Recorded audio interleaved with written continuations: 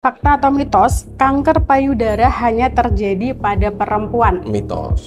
Berarti ini laki-laki punya faktor resiko ya dok ya? Laki-laki bisa saja. Apakah setiap benjolan di payudara itu adalah Cancer. cancer atau bukan? Jawabannya mitos. Jawabannya bukan. Obes itu meningkatkan resiko all cancer. Oh, cancer. All cancer. Tidak hanya kanker payudara, all cancer. Selamat datang di Podcast Dinkes.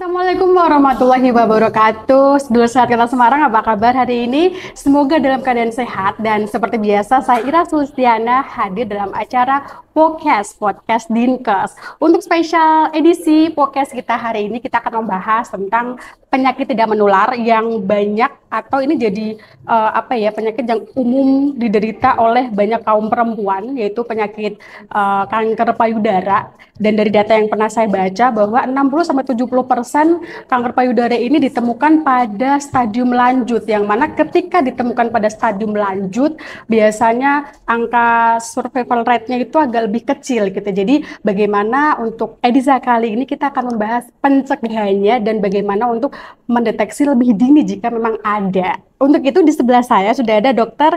Daniel Rizky. Beliau adalah spesialis hematologi dan medical oncology. Dokter, apa kabar hari ini?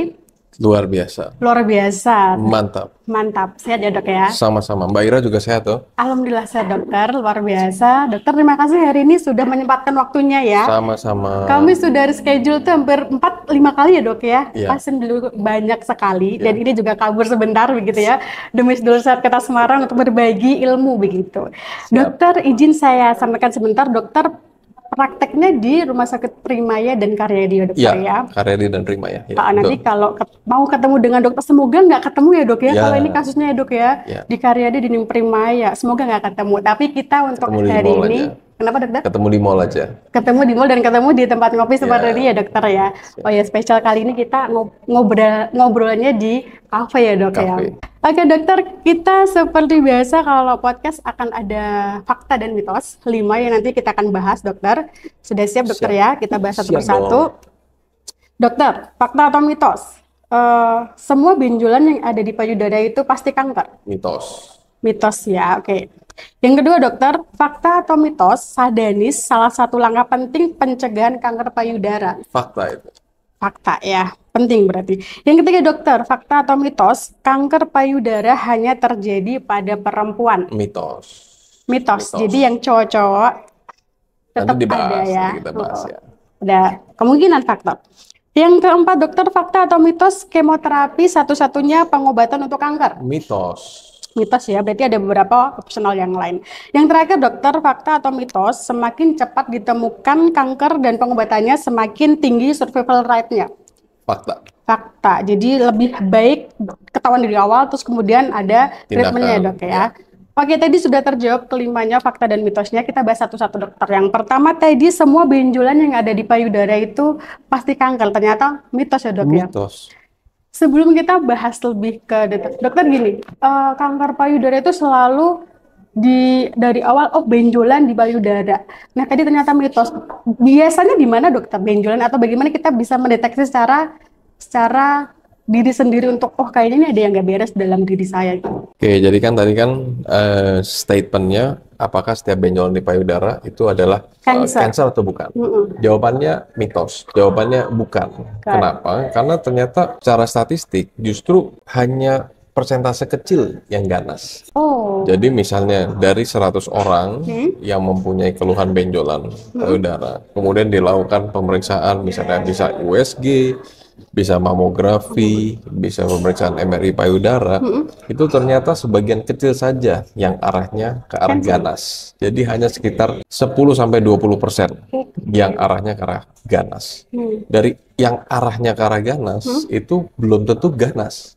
Masih saja bisa borderline antara ganas ataupun jinak, bisa juga dia jinak. Untuk tahu dia itu benar-benar ganas atau tidak, butuh pemeriksaan namanya biopsi. Jadi setiap benjolan yang arahnya ganas itu sebaiknya diteruskan dengan biopsi. Dari hasil biopsi itu tidak serta-merta pasti ganas. Bisa saja jinak, bisa saja tadi borderline. Sehingga chance-nya untuk semua benjolan adalah pasti ganas itu kurang lebih hanya belasan persen. Jadi mayoritas malah jinak. Jadi kalau ada benjolan jangan takut untuk diperiksakan. Pertanyaan tadi lanjutannya adalah apakah semua kanker payudara itu bentuk awalnya adalah benjolan? Mayoritas iya, mayoritas adalah benjolan. Tapi ada bentuk-bentuk lain yang bisa sebagai gejala dari kanker payudara. Misalnya apa, Dok? Misalnya ada keluar darah dari puting, atau misalnya ada seperti kulit di payudaranya itu bukan seperti benjolan, tapi kulitnya seperti kulit jeruk misalnya.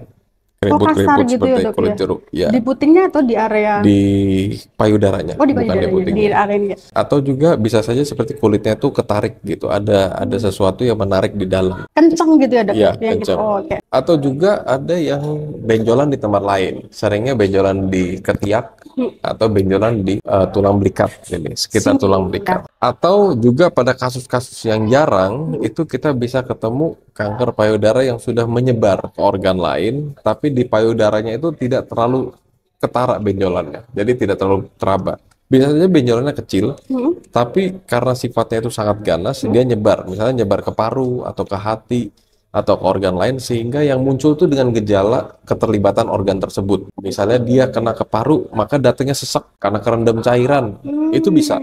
Atau dia datangnya dengan kuning, itu bisa karena kanker payudaranya sudah nyebar ke hati. Tapi mayoritas sebagian besar datangnya dengan benjolan. Itu kenapa kita disarankan untuk screeningnya adalah sadari ya, Dok ya? Sadari yang paling mudah. Paling mudah ya, karena kita dari diri kita sendiri. Kalau kita coba untuk men-screening diri kita sendiri melalui sadari, dokter, bagaimana caranya yang mungkin bisa dipraktekkan secara gampang? Maksudnya harus dari manakah, atau kan nggak harus dengan benjolan, dokter ya? Tapi bagaimana kita rutin untuk mengecek itu? Pemeriksaan sadari itu sudah banyak sekali untuk infografis, flyer, video di YouTube itu bisa dicari. Yang penting adalah kapan dilakukan pemeriksaan sadari. Per berapa bulan? Per berapa bulan. Jadi yang penting itu adalah begitu wanita itu menstruasi, disarankan untuk mulai pemeriksaan sadari. Jadi bukan lagi usia 40 tahun ke atas, 45 tahun ke atas, bukan lagi seperti itu.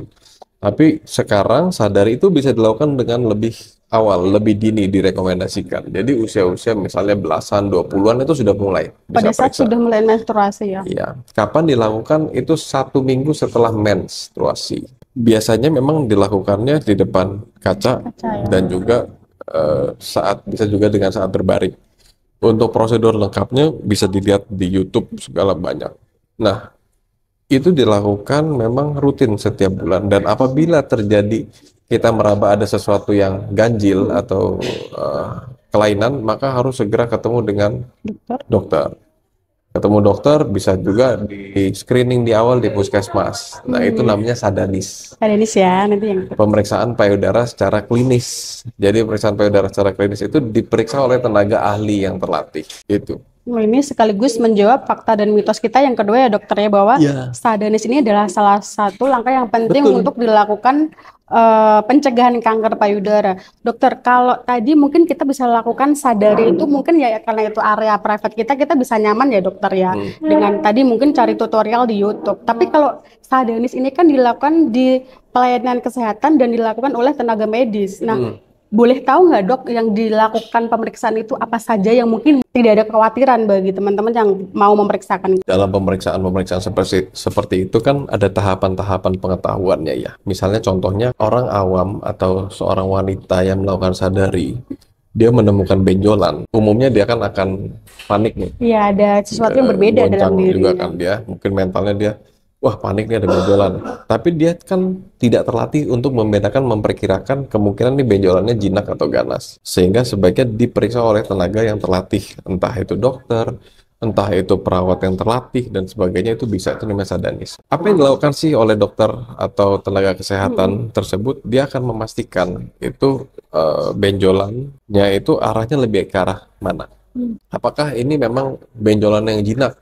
Benjolan yang jinak itu misalnya dia bisa menentukan, oh ini benjolannya jinak karena satu batasnya tegas, kedua ini juga mobile. Jadi Bisa benjolan itu digoyang-goyangin itu bisa lebih moving gitu. gampang pindah gitu. Jadi pindah-pindah tempat, tidak terfiksir. Jadi terfiksir itu dia nempel ke otot di bawah ini sehingga itu lebih ke arah ganas. Oh itu kayak yang sorry dok, yang dia justru dia bergerak itu justru dikhawatirkan dia ganas ya dok ya Ya, kemungkinan. kalau dia misalnya ciri-ciri ganas itu biasanya dia benjolannya padat, keras, batasnya kadang-kadang susah untuk membedakan batasnya dia dengan sekitarnya. Terus yang ketiga, biasanya benjolannya itu terfiksir. Terfiksir itu nempel ke dalam. Karena sifatnya cancer, semua kanker itu adalah invasif. Invasif itu dia nyerang ke organ sekitar. Organ sekitar yang paling dekat dengan payudara adalah otot dada. Begitu dia nempel ke otot dada, otomatis dia jadi terfiksir, nempel. Itu adalah ciri khas semua kanker. Kanker payudara, kanker paru, kanker usus besar adalah invasif. Kemudian bisa juga berdarah atau gangguan di kulit, atau bisa juga disertai dengan nyeri. Nah, sadanis oleh tenaga ahli itu dia menilai ada tidak ciri-ciri ini tersebut untuk dia merekomendasikan pemeriksaan lebih lanjut, yaitu pemeriksaan penunjang. Pemeriksaan penunjangnya apa saja? Pemeriksaan penunjangnya yang umum digunakan di negara berkembang seperti kita itu adalah USG payudara. Walaupun yang direkomendasikan adalah mamografi. Mamografi lebih terpilih pada perempuan usia 45 atau 45 tahun ke atas. Oke. Namun untuk negara berkembang memang bisa saja screening dengan USG payudara. Dari screening USG payudara itulah ataupun mamografi itu dari gambar radiologis akan ketahuan ini arahnya kemana nih. Arahnya ke arah ganas atau jinak atau borderline tengah-tengah. Ada scoring khusus. Ya. Namanya BIRATS 1 sampai 5. Kalau BIRATS-nya 4 sampai 5, 4 dan 5, maka dokternya akan menyatakan, udah deh dibiopsi aja, biar pasti ini arahnya ganas atau enggak. Kalau 3 bisa dibiopsi, bisa dievaluasi lagi USG, tapi lebih ketat evaluasinya. Bisa tiap 3 bulan di USG atau dilakukan pemeriksaan imaging untuk menentukan pasti ini ada perubahan nggak, BIRATS-nya naik nggak. Kalau BIRATS-nya naik, biopsi. Sorry dokter, tadi pada saat di scoring 3 kan berarti dia masih dipantau ya, borderline ya, masih dipantau. Selama dalam proses pemantauan itu, treatment lainnya Nggak ada.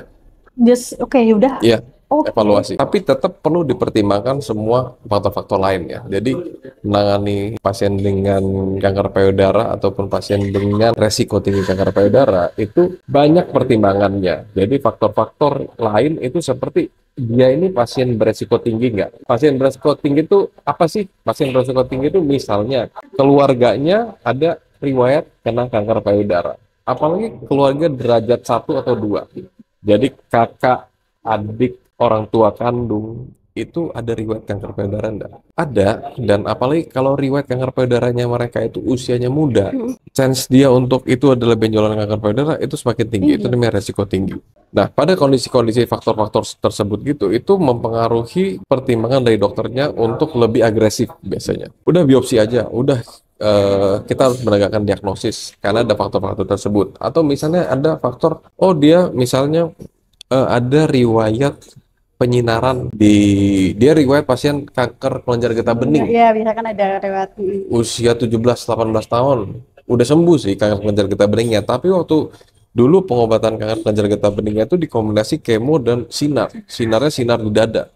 Nah, itu meningkatkan resiko terjadi kanker payudara, sehingga pasien-pasien tersebut menjadi pasien yang beresiko tinggi, sehingga pendekatan kita juga menjadi lebih ketat. Tadi dokter soal kalau dari di borderline kan masih dipantau dengan mempertimbangkan faktor-faktor resiko lainnya ya dokter ya. Yeah. Sekarang kalau kita ngomongin tentang yang tadi dia di scoring 4 ke 5 yang ada arah kemungkinan ganas. Tadi dilakukan biopsi dulu ya dok ya, untuk menegakkan diagnosa lagi. Iya, betul. Dokter, tapi ada semacam fakta dan mitos lagi bahwa kalau biopsi ini dikhawatirkan jadi membuat penyebar. Itu bagaimana dokter? Tanpa biopsi kita tidak bisa menegakkan diagnosis. Tanpa biopsi kita tidak bisa tahu jenis dari kanker payudaranya. Jadi ada step by step. Step pertama kita tahu ini kanker payudara atau bukan, ini ganas atau bukan. Step kedua kita harus tahu ini jenis kanker payudaranya apa. Apakah kanker payudara itu ada beberapa jenis. Jadi bukan one size fits all ya. Jadi tidak semua kanker payudara itu tidak sama. Jadi pengobatan misalnya seorang A kena kanker payudara, B kena kanker payudara, C kena kanker payudara, itu treatmentnya bisa beda-beda semua. Ada yang cuma minum obat aja, ada yang harus kemoradiasi, ada yang mesti pakai imunoterapi dan sebagainya. Sehingga tanpa biopsi itu kita tidak bisa dapat keterangan itu. Di seluruh dunia kita tidak bisa. Itu sepakat konsensus mengatakan tidak bisa. Harus ya dok berarti. Namun tetap ada kemungkinan sel kankernya itu kan kita nembus untuk ngambil itu kan ada tindakan invasif diambil sel kankernya. Nah sel kanker yang sisa-sisanya itu kadang-kadang bisa terlepas dan masuk ke pembuluh darah dan akhirnya bisa menyebar. Tapi itu kemungkinan yang sangat kecil. Kemungkinan yang sangat kecil. Jadi tidak boleh kemungkinan itu mengalahkan informasi penting untuk kita bisa mendrive treatmentnya ke arah mana.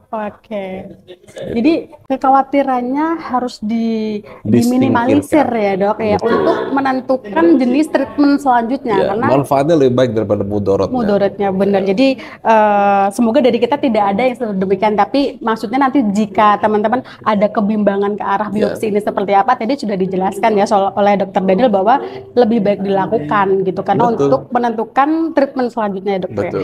Dokter tadi sempat disinggung, dimention tentang bahwa faktor resiko kanker payudara itu ada ya riwayat sebelumnya dari mungkin keturunan orang tua dan sebagainya. Nah ini kan penyakit yang tidak menular ya dokter ya, yang memang biasanya juga pasti ada kaitannya dengan lifestyle dan sebagainya. Dokter, faktor resiko apa yang biasanya membuat kita jadi punya faktor risiko untuk kanker payudara ini? Ya, satu faktor risikonya sekarang bukan cuma kanker payudara ya, tapi all cancer.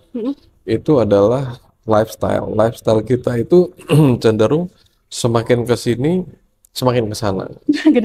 Semakin ke sini itu semakin tidak baik. Makin aneh-aneh ya dok ya? Semakin buruk. Kenapa begitu? Karena kita cenderung generasi-generasi dari baby boomer, X, milenial, sampai ke bawah itu cenderung makanan itu menjadi lebih cepat saji. Lebih instan, bener dok ya?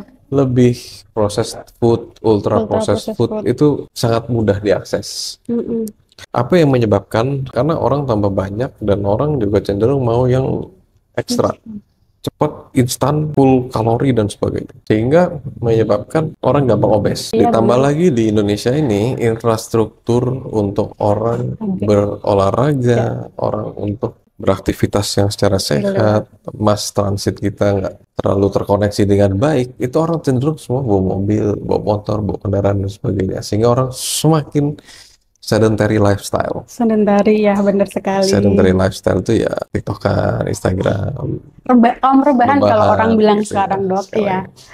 Bergerak kena sinar matahari itu jelek. Sehingga orang gampang obes. Nah, obes itu meningkatkan resiko all cancer. All cancer. All cancer, tidak hanya kanker payudara, all cancer. Dan juga ditambah makanan kita yang banyak ultra processed foodnya. Iya lagi. Ultra processed food itu ya, apa contohnya? Sosis. Itu yang paling gampang ditemuin. Ya, nugget-nuggetan. Nugget.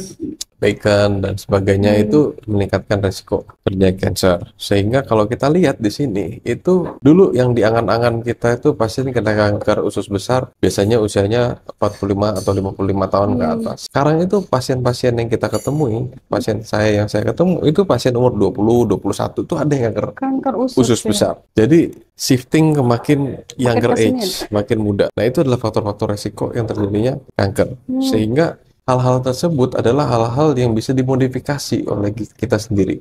Jadi lifestyle modification, faktor risiko yang bisa dimodifikasi, itu ayo kita modifikasi. Ada juga faktor-faktor resiko lain yang bisa dimodifikasi, misalnya seperti pada perempuan itu penggunaan KB hormon. KB hormon itu juga meningkatkan resiko terjadi kanker payudara. Walaupun dia memang chance-nya tetap meningkat tapi tidak terlalu besar. Tapi itu salah satu faktor resiko. Yang kedua adalah faktor-faktor resiko yang tidak bisa dimodifikasi. Chosen aja. Genetik misalnya. Dia udah punya turunan dari orang tuanya. Dia udah punya turunan, dia sudah dapat berkatnya seperti itu. Ya sudah, dia nasib. Tapi ada cara-caranya. Contohnya ya seperti misalnya yang terkenal Angelina Jolie. Iya, itu Dia sama. punya genetik BRCA mutation positif. Genetik yang kalau dia positif itu, dia punya chance lifetime terjadinya cancer itu bisa 75-95% dia pasti kena kanker. Pasti. Apa yang dia lakukan? Dia radikal, dia buang Langsung. payudaranya. Jadi ada beberapa teknik-teknik yang bisa dilakukan, namanya breast cancer risk reduction strategy, itu untuk menurunkan, untuk teman-teman yang memang resiko tinggi kanker payudara, itu ada skema-skema yang bisa dilakukan seperti itu. Nah, cara skemanya sekali lagi individualized. Ada yang bisa langsung mastektomi, dibuang semua, ada yang minum obat aja dan sebagainya. Nah, itu silahkan didiskusikan dengan dokter onkologi Anda. Dokter tadi mention Angelina Jolie yang memang membuang vasektomi namanya, Dok ya? Mastektomi. Oh, mastektomi ya. Di Indonesia legal, Dok, seperti itu? Legal? Oh, udah. Jadi yang memang punya faktor risiko tinggi yang memang udah ada turunannya itu, jika khawatir bisa dilakukan itu ya, Dok ya? Itu ada beberapa proses dulu. Yang pertama adalah kita harus screening genetiknya. Untuk pasien-pasien seperti itu adalah pasien-pasien yang mempunyai mutasi genetiknya positif. Mutasi genetik bawaan terjadinya kanker payudara itu positif, itu ada option seperti itu. Tapi untuk memeriksa screening genetik tersebut, itu tidak boleh sembarangan. Misalnya nih, Mbak Ira, atau sedulur sehat nih, saya pengen periksa nih, saya punya cancer risk screening apa enggak. Cancer itu, gen yang menyebabkan cancer itu paling nggak nyampe 20%, paling 15% toh. Jadi begitu kita shot periksa gen, jebret, 100 gen diperiksa, terus ada mutasi 12 mutasi, terus yang lain-lainnya tidak mutasi. Nah, informasi apakah 12 gen ini menyebabkan cancer atau tidak, itu belum tentu, belum ketahuan. Jadi, kalau kita baca seperti itu, khawatirnya orang-orang itu akan panik sendiri membaca hasil. Resiko nggak ya ini? Saya ada mutasi gen-gen ini. Udah yang berubah gennya. Saya panik sendiri nih. Sehingga kalau di luar negeri, itu pemeriksaan cancer risk screening genetik itu tidak boleh diperiksa secara bebas. Tapi harus lewat konseling genetik dulu. Seorang ahli genetik cancer screening, itu harus diskusi dulu. Kamu udah siap belum terima hasilnya? Kalau kamu tidak ada indikasinya, kamu nggak boleh periksa. Nggak usah ya. Jadi overthinking malahan ya, Dok ya? Jadi overthinking.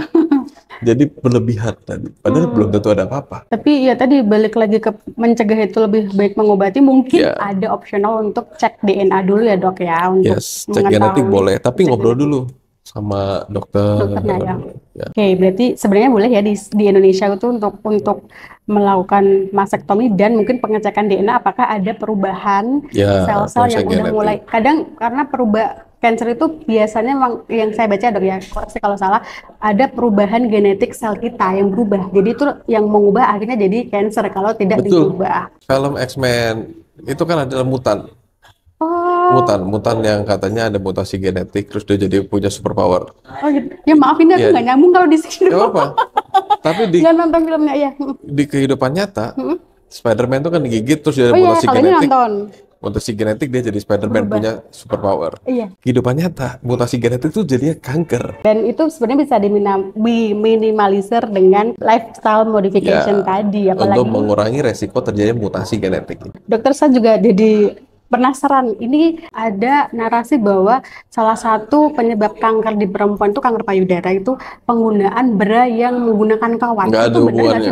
Nggak ada hubungannya. Nggak ada hubungannya ya. Berarti itu totally mitos ya, Dok ya. Itu sih kadang-kadang yang tadi dari titipan, Dok. Itu bener nggak sih kalau kanker payudara itu biasanya dari bra yang kita pakai karena menggunakan kawat? Nggak itu ya, totally myth. Itu lagi, Dokter. Ini kan bukan lagi rame ya, tapi banyak yang mulai open status bahwa habis operasi payudara untuk implan. Ini menyebabkan faktor resiko kanker payudara nggak sih, Dok, kalau implan itu? Selama implannya FDA approved, EMA approved, FDA itu Amerika punya, EMA itu Eropa punya. Seperti BPOM-nya Amerika, BPOM-nya Eropa, BPOM-nya kita. Secara teoris tidak. Jadi tidak meningkatkan resiko. Tapi kalau misalnya nanti, itu kan baru booming ya? Iya, baru booming nih. Banyak Biasanya kan untuk penelitian faktor resiko terjadinya cancer atau tidak, itu kan butuh waktu beberapa tahun. Nah ini saya belum dapat datanya bahwa gunaan implan dan sebagainya meningkatkan resiko terjadinya kanker payudara. Belum ya, belum ada riset baru yang menyatakan bahwa itu mungkin beresiko. Baik, oke dokter, kita ke fakta dan mitos yang ketiga, yaitu kanker payudara hanya terjadi pada perempuan, ternyata Mitos. Mitos. Berarti ini laki-laki punya faktor resiko ya dok ya? Laki-laki bisa saja, dan pengobatannya sama dengan kanker payudara pada perempuan. Jadi sebagian kecil itu dari kanker payudara, mungkin sekitar 5%-an itu terjadi pada laki-laki.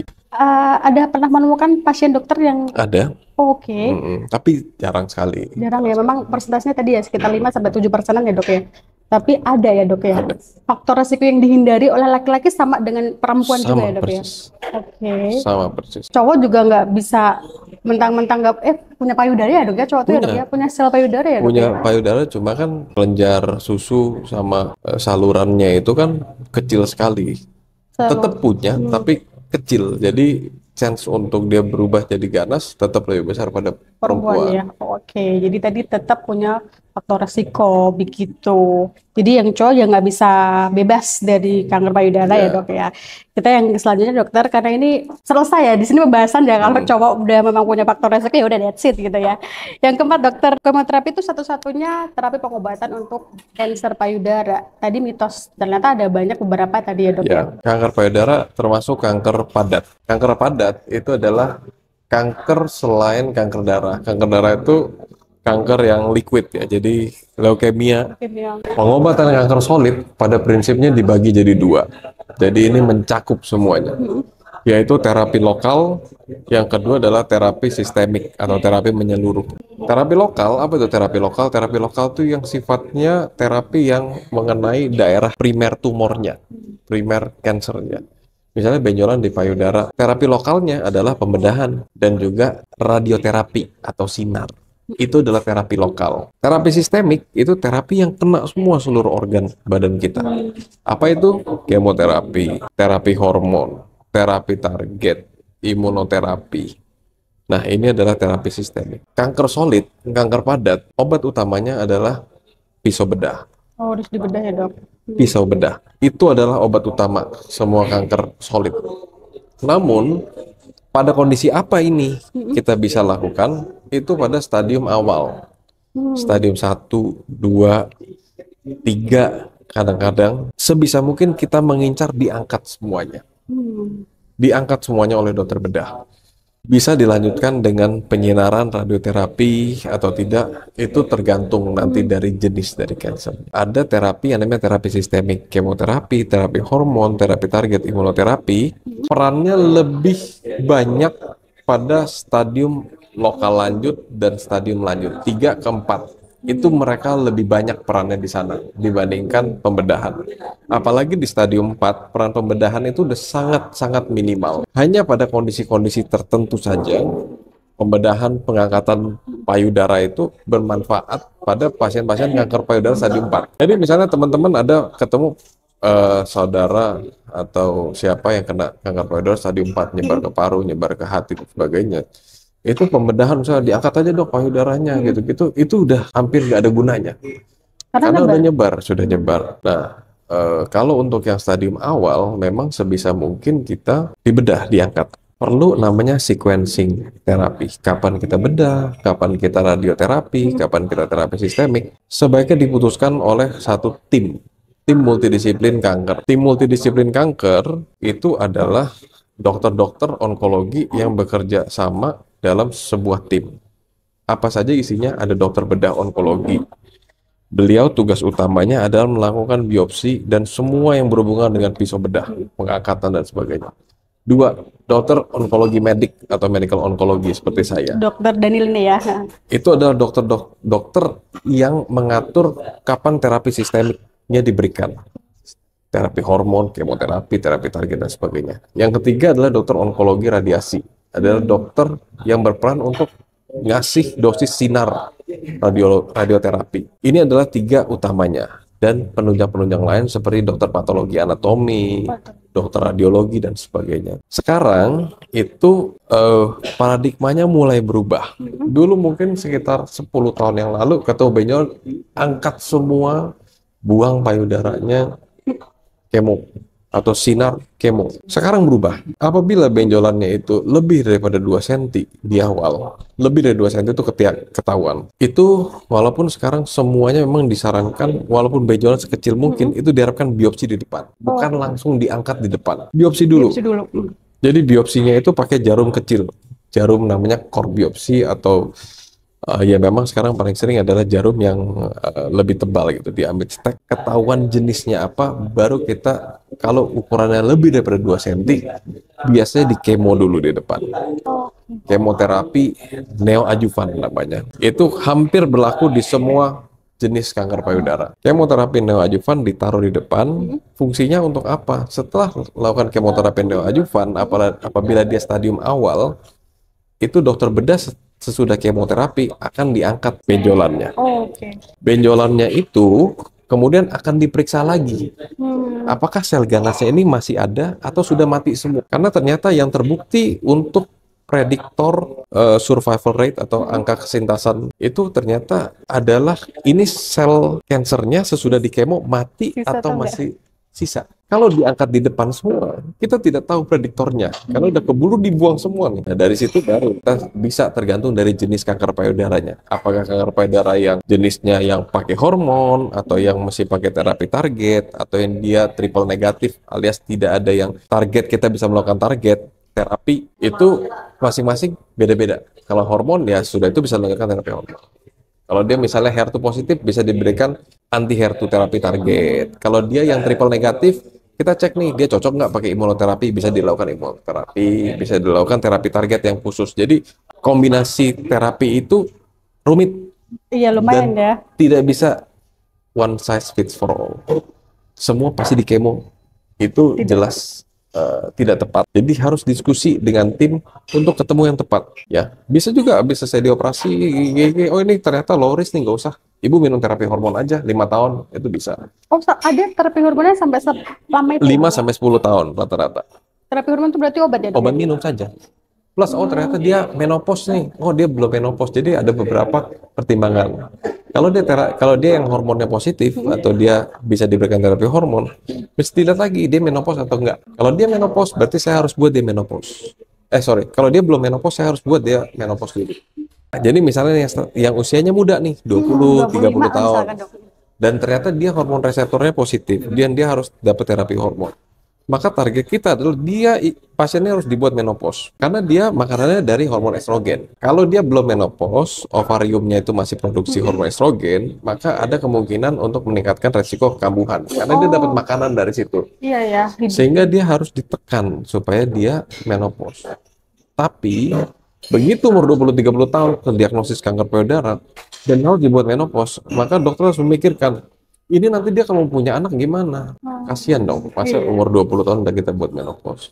Maka ada teknik-teknik lagi. Oh, gitu. Ada alternatif lagi ya dok? Ovumnya, telurnya diambil dulu, disimpan untuk disiapkan. Kita namanya fertility preservation therapy. Jadi kita nanti mungkin dipakai untuk inseminasi buatan dan sebagainya. Jadi itu harus didiskusikan. Jadi tidak boleh serta-merta nurut sama dokternya. Jadi harus jadi smart patients. Jadi jangan cari dokternya smart aja, tapi pasiennya harus lebih smart, harus kritis. Dok, saya kenapa harus gini. Kalau ketemu dokternya bilang, udahlah ikutin aja gini, itu harus cari dokter yang mau diajak diskusi. Mau menjelaskan dan mau diajak diskusi. Yang terakhir dokter, tadi ada yang sempat saya tanyakan bahwa, dok tantangannya pasti dok gitu kan, menjadi dokter onkologi gitu. Ternyata tantangan terbesarnya adalah menyampaikan kabar bahwa yang bersangkutan itu positif kanker. Apakah itu terjadi juga pada dokter Daniel? Kanker itu sesuatu yang diagnosis masih menjadi ya, kita semua dengar kata-kata kanker juga, kalau kita terdiagnosis juga masih takut. Yang biasa kita lakukan adalah pertama kita lihat dulu nih, kira-kira pasiennya nih kuat atau enggak. Dari beberapa kali ketemu kanker itu kan tidak sekali datang ke sini langsung ketahuan dia kanker. Kan dia butuh waktu untuk beberapa kali ketemu kita. Saya ada benjolan dok, radiologi dulu, oh ini biopsi, dari biopsi baru ketemu kanker misalnya. Itu kan bisa 3-4 kali ketemu. Dari 3-4 kali ketemu itu kita bisa ngelihat nih, kira-kira nih pasien nih siap nggak untuk terima info. Biasanya yang teknik yang kita lakukan, satu kita menilai kira-kira dia sanggup nggak. Ketika kita lihat pasien kelihatannya sanggup, maka kita akan spill sedikit-sedikit. Untuk breaking bad news ini kita harus spill tipis-tipis dulu. Terus begitu dia udah mulai kita lihat celahnya udah oke, baru kita sampaikan pelan-pelan. Ibu ada kanker payudara, tapi nggak usah khawatir. Misalnya kalau ternyata beliau stadium awal, ya ini masih kita bisa mengincar cure, kita bisa mengincar kesembuhan. Jadi ibu nggak usah takut, sekarang sudah maju pengobatan luar biasa khususnya kanker payudara. Ini salah satu jenis kanker dengan inovasi obat yang paling banyak saat ini. Jadi angka harapan hidupnya sudah doubling dari 20 tahun yang lalu. Kalau misalnya stadium 4 ya sama. Karena posisinya sekarang juga sudah inovasi luar biasa. Ibu nggak usah takut. Kita bisa doubling survivalnya luar biasa. Masih kita bisa meningkatkan kualitas hidupnya luar biasa. Tapi kalau misalnya ternyata pasiennya ini tidak siap, mayoritas keluarganya udah kasih kode ke kita. Dok, jangan dikasih tahu dulu, nanti ngomongnya sama saya. Gitu ibunya keluar baru kita ngobrol. Baru kita titip, silahkan disampaikan dengan teknik mereka yang lebih paham. Support dari keluarga itu luar biasa penting. Saya tidak pernah ketemu pasien yang dia tidak ada support sistemnya. Yang tidak pernah ada keluarga nemenin dan sebagainya, dia beraksi itu tidak pernah ketemu. Dan itu salah satu pilar terapi yang tidak bisa dipisahkan dalam terapi kanker. Semakin cepat ditemukan kankernya dan pengobatannya dilakukan dengan tepat, maka rate survival rate-nya tuh lebih tinggi ya dok ya? Iya betul. Dan saya jadi penasaran untuk mortality rate-nya itu kanker payudara tinggi nggak sih dok? Mortality rate 1 tergantung stadium, 2 tergantung subtipe. Stadium, semakin stadium awal, mortality rate-nya semakin kecil. Hampir semua subtipe range-nya ke stadium awal. Jadi kita biasanya 5-year survival rate ya. 5-year survival rate itu angka harapan hidup dalam waktu 5 tahun. Kalau dia stadium 1-2 ya rata-rata sekitar lebih dari 80% lah. All subtipe, semua subtipe. Itu jadi tinggi sekali di atas 80%. Kalau dia stadium 3 mulai turun. Tapi kalau dia hormonal positif, jadi sebagian besar kanker payudara itu dibagi menjadi 4 subtipe. Luminal A, luminal B, HER2 overexpression, dan juga triple negative breast cancer. Triple negative breast cancer adalah yang paling jelek survivalnya. Diikuti HER2 overexpression, diikuti oleh luminal B, dan yang paling bagus adalah luminal A. Beruntungnya Tuhan itu memberikan kita persentase itu triple negatif yang paling sedikit. Di Indonesia saja atau di Indonesia, di seluruh dunia? Populasi seluruh dunia ya? HER2 overexpression 20%-an lah. Sisanya sekitar 50-60% adalah punyanya luminal 2 ini. Luminal A dan luminal B. Yang paling bagus. Luminal ya mungkin range stadium 3 itu ya 50-60% survival rate-nya. 60 bisa sampai lebih. Kalau yang HER2 dan triple negatif di bawah itu. Range 40 sampai ke atas. Begitu dia stadium 4, biasanya triple negatif itu di bawah 20%. Untuk luminal masih bisa 50-60%. Jadi tergantung subtipenya, tergantung stadiumnya. Stadium ditemukannya ya dok ya? Stadium ditemukan. Stadium ditemukannya.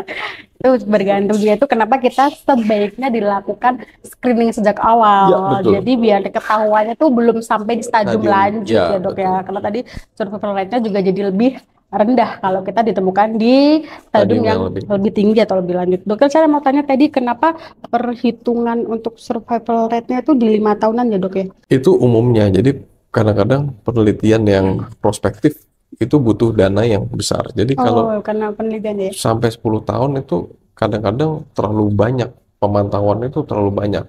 Jadi biasanya sih berhenti di 5 tahun. Berhenti di 5 tahun atau penelitian-penelitian yang population, real world data itu memang kadang-kadang bisa lebih panjang. Tapi standarnya biasanya kita 1 tahun, 2 tahun, 5 tahun. Berarti kalau dalam waktu 5 tahun ini udah tidak ada kambuhan atau tidak ada sel baru tumbuh, bisa dibilang bahwa ini sembuh ya dok ya, survival baru? Boleh dibilang survivalnya sesudah lebih daripada 5 tahun itu menyerupai survival pas orang normal. Seperti contoh kanker kelenjar getah bening, itu batas survival rate-nya 2 tahun.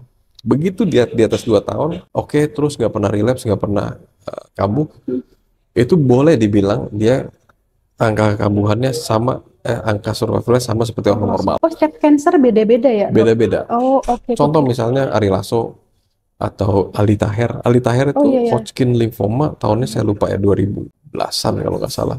itu beliau ya sampai sekarang kan sehat tanpa relapse. Begitu lewat 2 tahun, chance untuk dia relapse itu jadi turun banget. Berarti memang ya tadi ya, kuncinya adalah bagaimana kita screening diri sendiri untuk bila ada ditemukan langsung melakukan treatment ya dok ya, untuk meminimalisir hal-hal yang tidak diinginkan ya dok ya. Tadi kalau misalkan sadari kan bisa kita lakukan sendiri dengan bantuan tutorial video.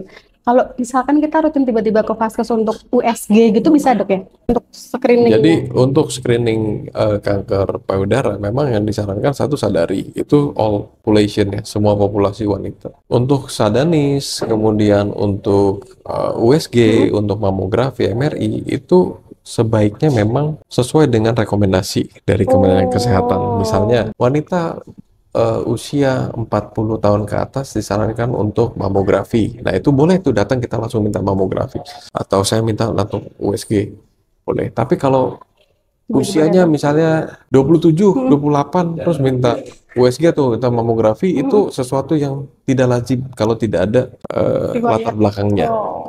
Sehingga yang biasa dilakukan adalah pertama ketemu di sadanis yang pertama kali, itu dokternya harus menilai dulu beliau ini masuk resiko tinggi terjadi kanker payudara atau resiko intermediate atau rendah. Caranya gimana? Ada beberapa prediction model prediksi.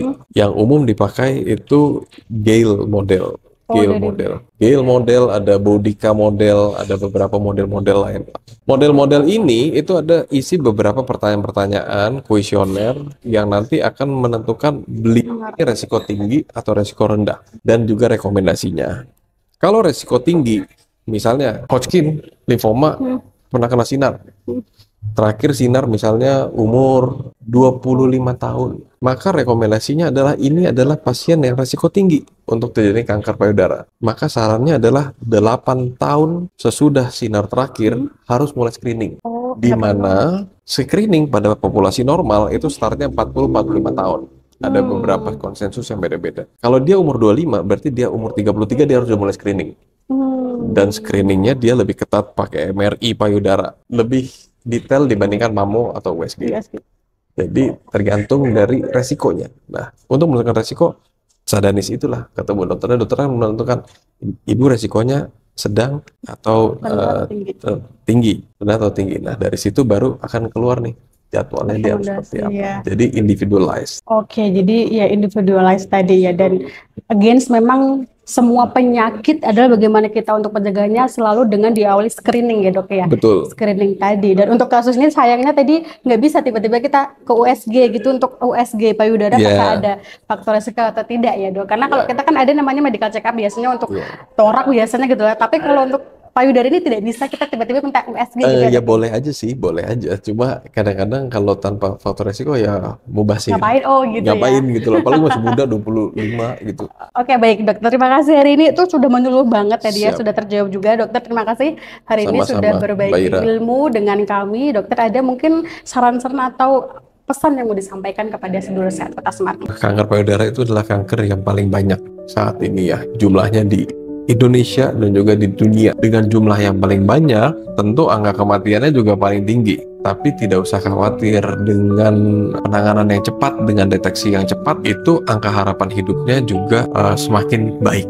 Nah, di sini teman-teman dari Dinas Kesehatan Kota juga pasti punya program-program yang keren untuk sedulur-sedulur semua, untuk misalnya deteksi ataupun screening kanker payudara. Jangan lupa untuk melakukan pola hidup sehat, olahraga, jaga pola makan, hindari stres dan sebagainya, serta jangan takut melakukan screening. Dan apabila sedulur sehat ada yang mempunyai gejala seperti yang tadi sudah kita bahas, jangan takut untuk mencari pertolongan di fasilitas kesehatan yang terdekat. Tetap semangat.